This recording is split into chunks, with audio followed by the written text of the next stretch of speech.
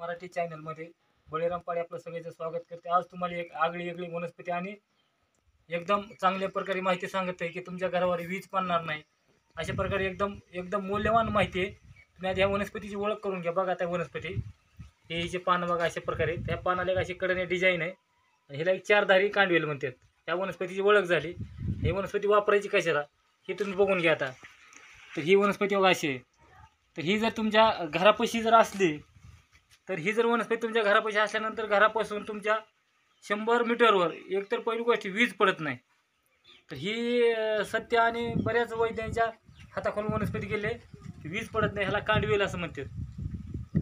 तर दुसरी गोष्ट अशी आहे, तर ह्या तुमच्या हाडाचे आजार असतील, हाडाच्या आजाराला काय करायचं, ह्याच्या जर कांद्याची भाजी करून खाताय तुम्ही 40 दिवस तर सगळे हाडं जुळले जाते। दुसरी गोष्ट हाडाचे तुमचे विकार असतील, हाडात काही ठिसूळपणा असेल, हाडातलं मगज कमजोर असेल, हाडाचे अनेक विकार असतात, ह्या सगळ्या विकारावर ही एकटी वनस्पती चालणारी, एकलती वनस्पती चालणारी, सगळे हाडाचे विकार दूर करते म्हणून हिचं नाव हाडजुडी पण एक दुसरं एक नाव आहे आणि कांडवेल ही झालं ह्याची माहिती। परत दुसरं तुमच्या तो हाताला, हाताच्या बोटाला अशा इथं कांड होतं, म्हणजे ह्या कांड्यावर जखम होती, इथं पू येतो आणि असं कांड फुगतं।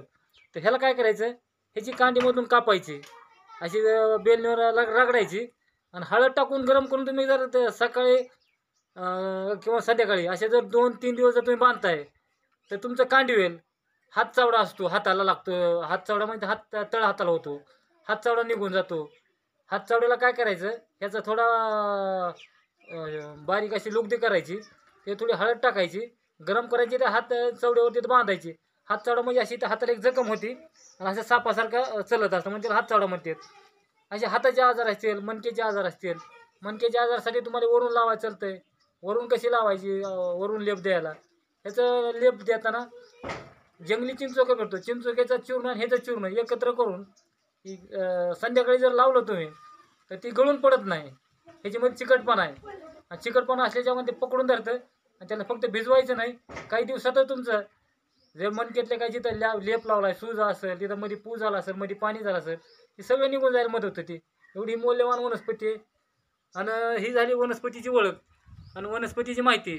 तरी सगळं जे औषध कुठलं असलं तरी सगळं वैद्याच्या सल्ल्यानं करायचं का, तर हुकाचूक झाली तरी बरं आपल्या वैद्याच्या सल्ल्यानं औषध केल्यानंतर चांगलं असतं। रामकृष्ण हरी माऊली।